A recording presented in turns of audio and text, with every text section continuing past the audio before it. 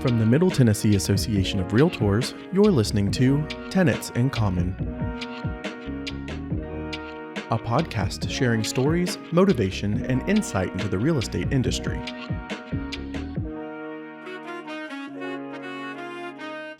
All right, welcome back to the Tenets in Common podcast. We are excited today because we get the opportunity to sit down with Randy Allen.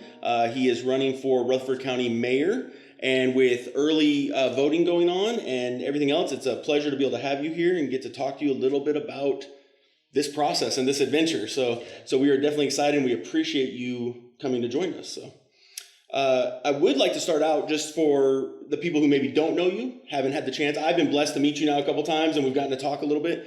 But for those who don't know you, tell us a little bit about yourself. Tell us what brought you into politics, what some of your history is. Just give us a little get to know Randy session here. So, Chris, first of all, let me just say it's an honor to be here. I didn't know anything about you having a podcast. I mean, I would have probably talked more to you at that point if I had known that. So I'm glad to be here, very honored. Well, I mean, back to, I don't come from a line of politicians. Nobody in my family has run for office. In 2017, I was concerned about what I was seeing. I'm a graduate of leadership at Rutherford. I'd seen stuff that I thought I knew about, and turned out I didn't know about as much as I thought I did in Rutherford County. Through that process, I realized there's a deeper level of understanding that people need when they're looking at some of the things that stand out to us. For example, traffic. When you see a traffic jam, I got to meet the person that's controlling the traffic cameras for the city of Murfreesboro, and got a better in-depth understanding of why we're waiting so long at a traffic light, or the same thing with our public safety. Why is public safety, sheriff's offices and fire departments, why are we understaffed? And you get a better understanding of those things. But at that time, my major concern was affordable housing. That was what drove me to this. All the other things were important, but to me, I could just see where we were headed on affordable housing, that we didn't have enough. There was not enough inventory. I started talking to people about my concerns, and I realized that most people, even in leadership positions, just don't have an understanding of why it is that our inventory is low, why the demand is so high, and what the implications of that are. It's almost like a domino effect.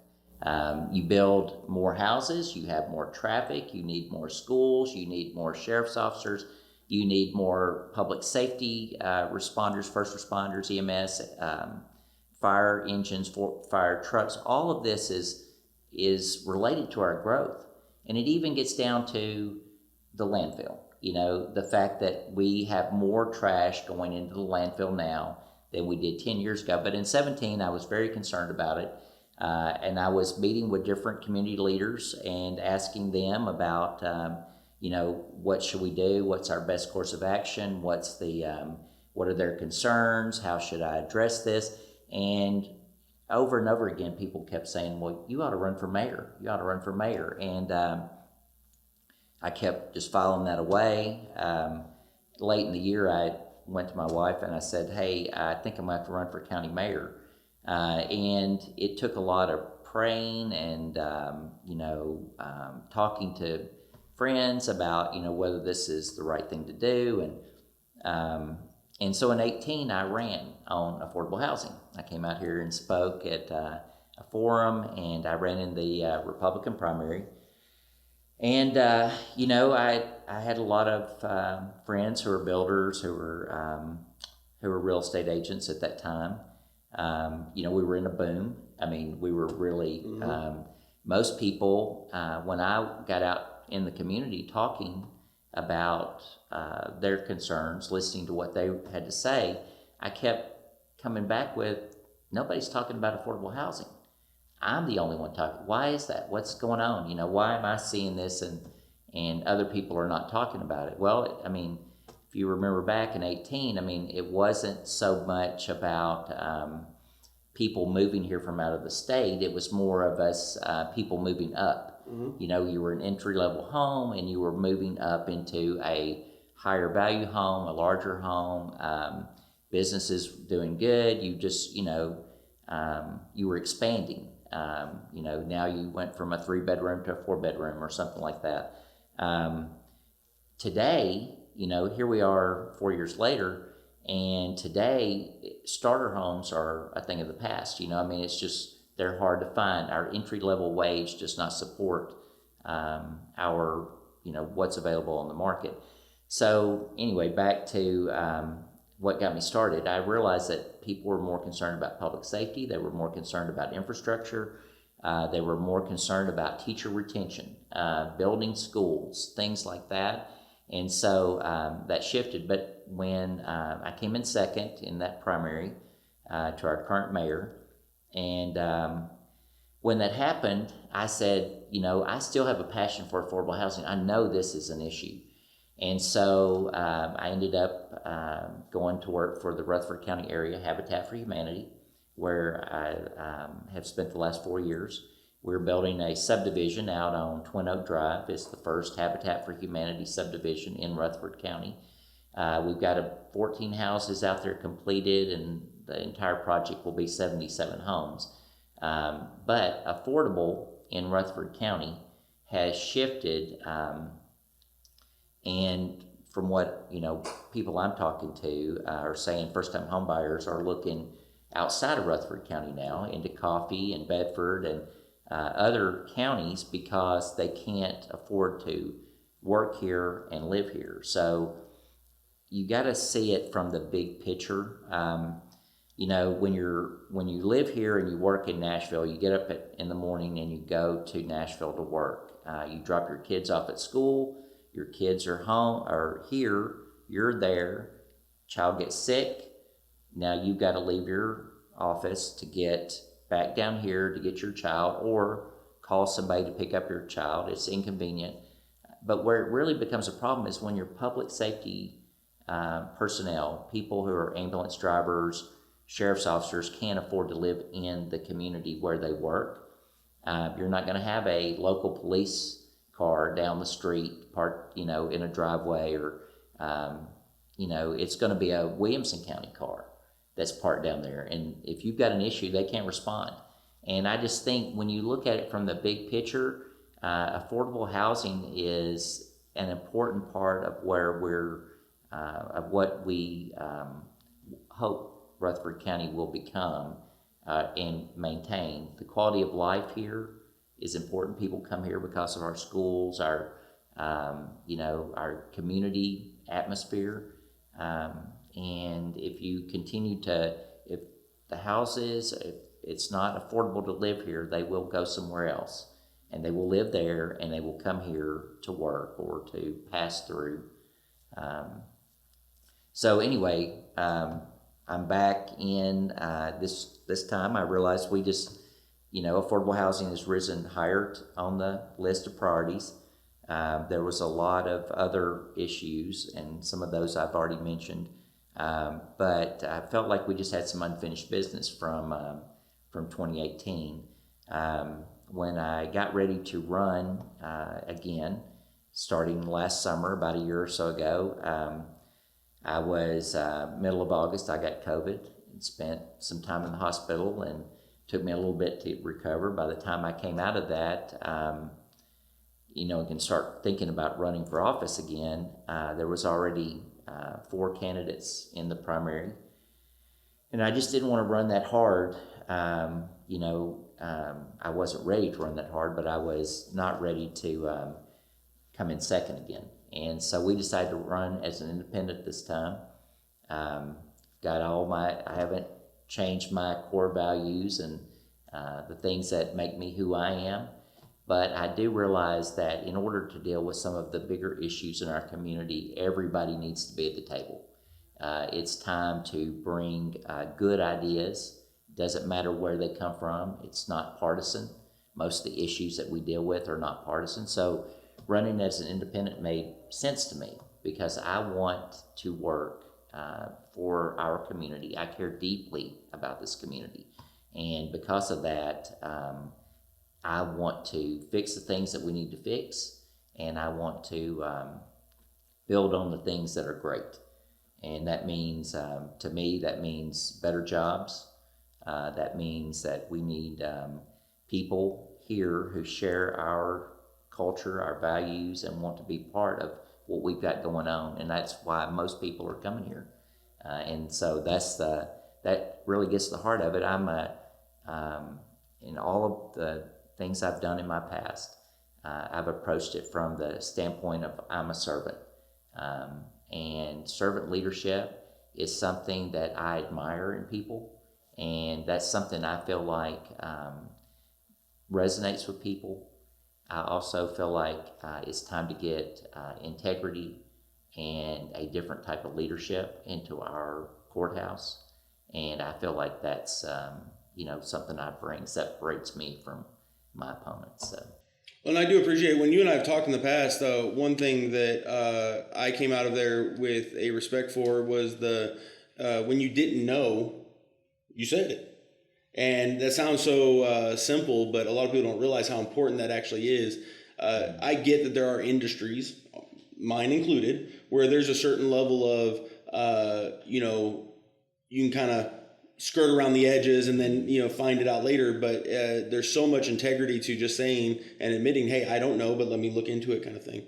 And we talk about some stuff. And so since you brought up affordable housing, that is one of those things that I think is a shifting dynamic. I think most of us have gone away from affordable housing as a concept, and we've started talking about workforce housing, which is a term I know you've become familiar with. Yeah. So, and I do think that this next cycle will be a very important term for our county. The other thing that I think is going to be really important is alternatives to building, because one of the biggest expenses right now as a builder, as a developer, as a thing like that, is the red tape that has to be jumped through at the commission level, at the codes department level, and the kind of lack of inventiveness for alternative materials, alternative building styles, and things like that. And I think if we truly want to make that a benefit going forward, we're going to have to be able to look at all those kind of things. And that, I think, has been one of the biggest hurdles here of late, is kind of the group there doesn't seem to be too intrigued by that. So having somebody who's kind of built in that style, Habitat for Humanity kind of does a modular style build, so having more, familiarity with that style, I could see being a huge benefit for when you start talking about workforce housing or affordable housing or any of those kind of natures. So I do appreciate that aspect of it. You hit on one of the big ones when I told a few people that I was getting a chance to talk to you is, well, what question should we ask? And of course, traffic's always a big one. Mm-hmm. If you can't live in Rutherford County and not talk about traffic. Right. But the other big one is the landfill. Mm-hmm. Now, I live in Christiana, so I obviously don't have the same experience with the landfill as people who are on the north side of Murfreesboro or into that part of Rutherford County. But that being said, I've heard a lot of different things. So maybe this would be a good little topic here. Is one of the things I've heard, though, is there's not that much power for the Rutherford County mayor when it comes to the landfill. We hear a lot of people talking about making a landfill a priority, but is there really that much that the Rutherford County mayor can control when it comes to the landfill? Well, I mean, let me go back to what you'd said earlier and start with that. When it comes to things like what you said, me not saying, hey, I know something, I don't know all the answers. I do feel like, that's why, I know you. Mm-hmm. Because if I have a question about something in your industry, I can call you and say, hey, Chris, tell me what's going on with this. Yep. And I'd rather, there's no way I can know every little thing. Absolutely. And I don't want to be, the leaders I've most enjoyed working for are people who say, hey, here's our goal. This is where we want to be. We don't all have to get there the same way, just as long as we arrive at the same goal. So, I feel like what you were talking about, the workforce housing issue, is something we talked about, 4 years ago. And like I said, it wasn't as prevalent, but I do believe there's an opportunity for some private-public partnerships in order to establish some, to address that issue. Yes. We saw, if you're probably very familiar too, but you know what DuPont did up in Old Hickory. Mm-hmm. I mean, those houses are highly valuable now, but during that heyday, that was a great place for their workforce to live and raise a family. When we get back to the landfill, so the issues that are related to the landfill are something that is very complex. It's been going on for 30 years. Mm-hmm. And I don't, even though I've lived here for 30 years, I have not tried to dig into that every day. When we started smelling it, and I live on the north side of Murfreesboro, so, initially we didn't smell it. It went 25 years, 26, 7 years maybe. We never smelt anything. If we drove out there, we were surprised. Man, I can't believe how big this is. It's sitting on our water supply. Is that our issue? Wouldn't you think that's... I didn't know. We were asking those questions ourselves. As the smell has gotten worse, and as the concerns about it being located on the water supply, those things are raising it up. And if you're, which you probably have, if you're selling property in Walter Hill or Las Casas, the rest of this county is booming. Mm-hmm. People want to live there. But what I'm hearing out there is that, people are, that's a landfill? Why would I buy a house out here? That kind of thing. So I think it's going to become an economic issue as we move forward, a bigger economic issue. And so parts of this county, like you said, Christiana, Laverne, Eagleville, they don't think about the landfill like we do. Mm-hmm. On the northern side. They don't smell it. They don't have to drive past it. They're concerned about the convenience centers and how they're overfull or they're not open when I hear a lot of that.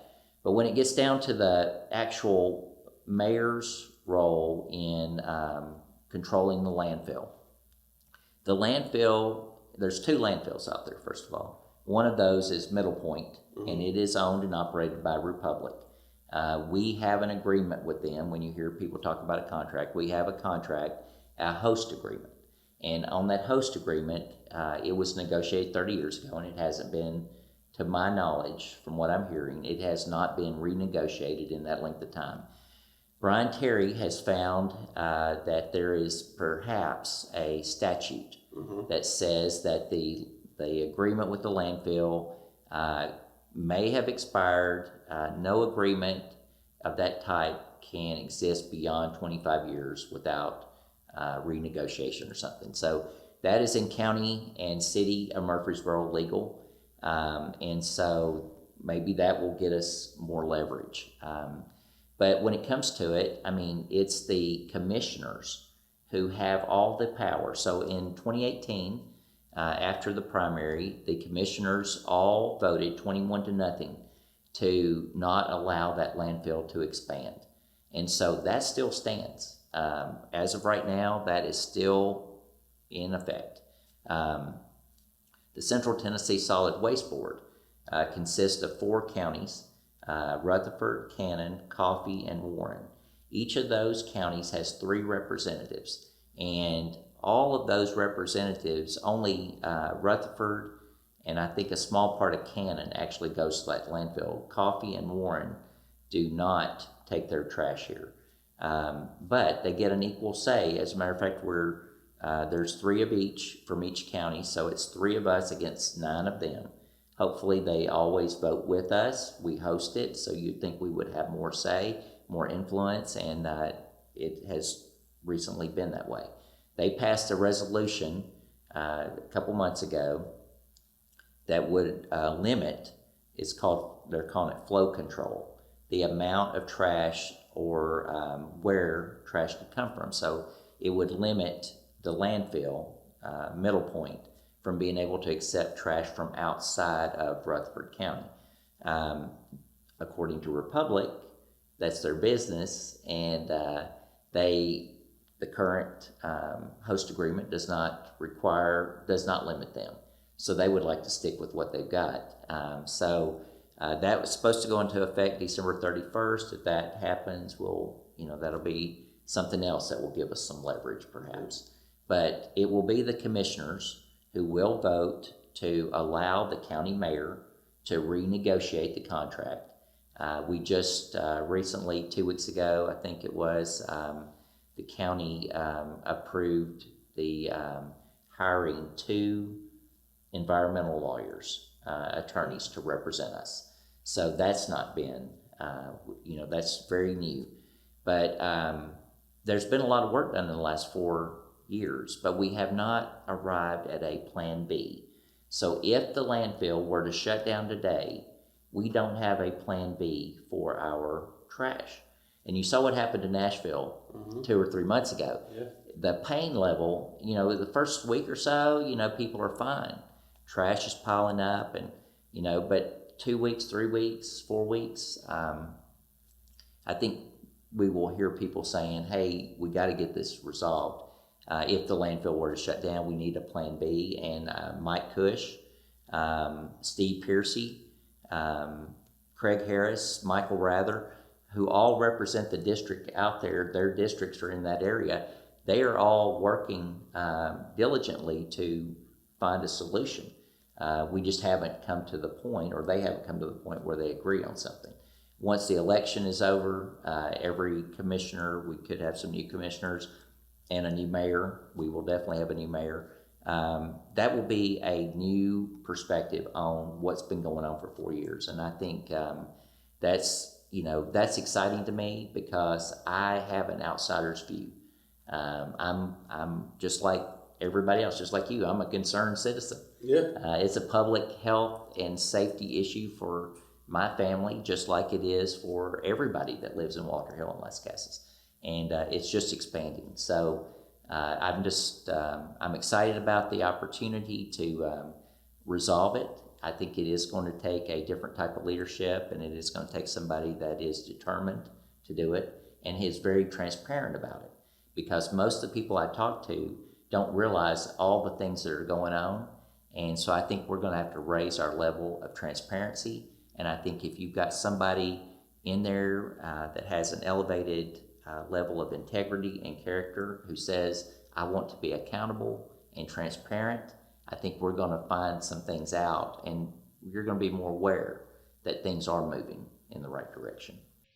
Yeah, and I think that's what I truly think that's what most people want to realize. Instead of the soundbite part of it is what is truly being worked on. What are truly some options? I know Sevierville, their system of incineration has been looked at. I know it's expensive. I think the truth is anything's going to be expensive, but a solution will have to be come to. Well, we are kind of going to get wrapped up here a little bit, but I want to, 2 different things. One, I want to give you a chance, somebody who doesn't know you, somebody who hasn't met you, what do you want them to know about you? And then I have a couple questions that I'm going to ask you that I ask everybody who joins the podcast. They're completely random. They're not anything to do with politics or anything like that.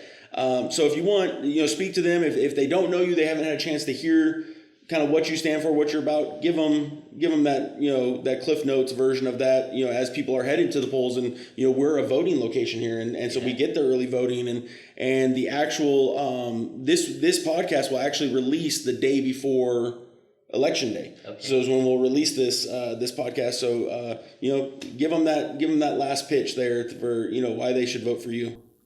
Well, I'll just say that for me, this is not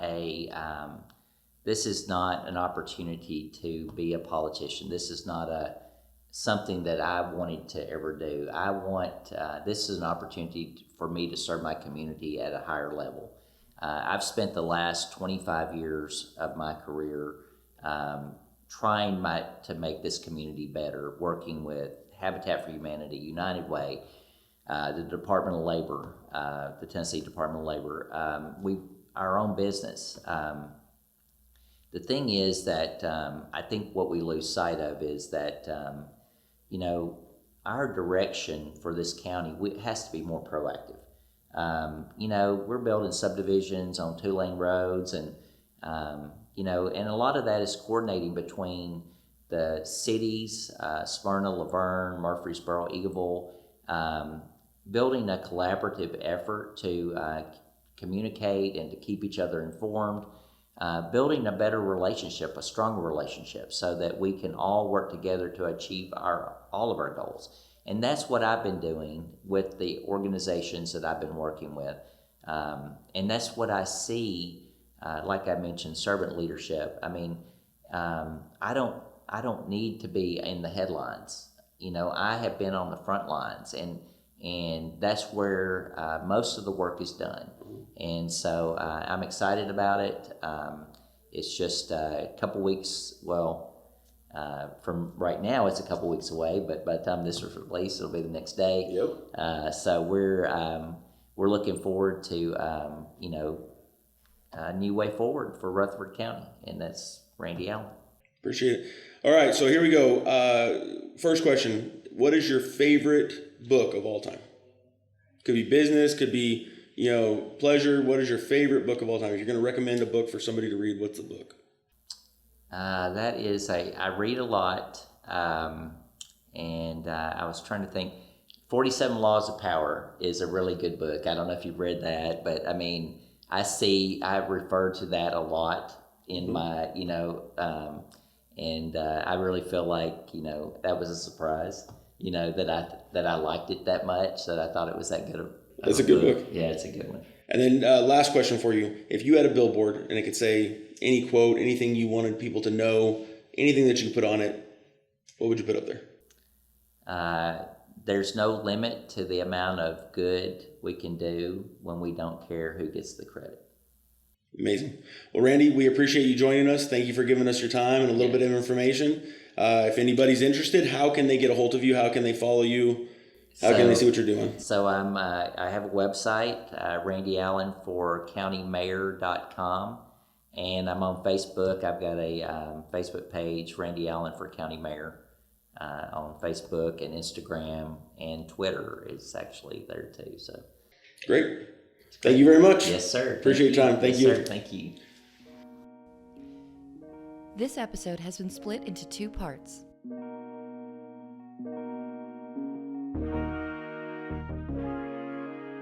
Thank you for listening to Tenets in Common.